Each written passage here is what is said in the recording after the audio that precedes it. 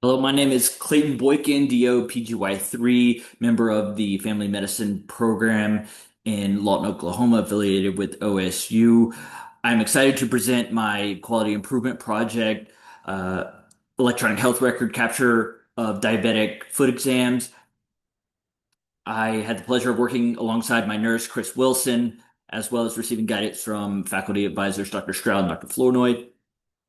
I originally discovered this project by exploring the analytics section of our EHR system and discovering that our clinic had a 2.3% capture rate of diabetic foot exams, which was severely low, and showed opportunity for improvement.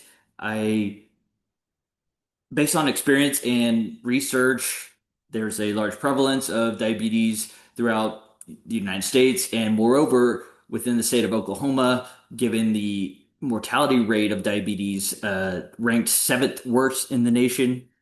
Um, Patients with diabetes have an increased risk of hospitalization, especially infection-related hospitalizations, and diabetic foot exams can prevent that and reduce that percentage. The ADA recommends at least screening once a year.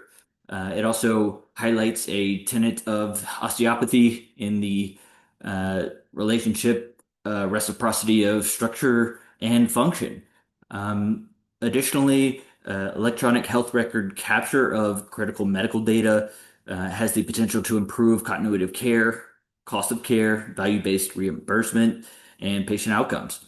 So the aim of this project was to increase EHR capture of diabetic foot exams from 2.37% to 50% by the end of the measurement period on eligible patients. The methods used included educating my colleagues and faculty on the components of diabetic foot exam, as well as system-specific capture methods.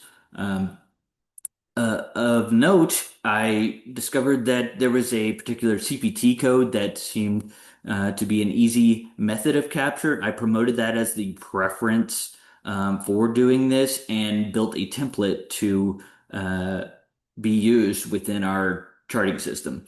The results showed that from the 2025 2.37%, there was an increase to 6.21% over the measurement period of 3 months through the spring of 2026. Um, that demonstrated, after running a z-test, demonstrated a p-value of less than 0.001, which is statistically significant.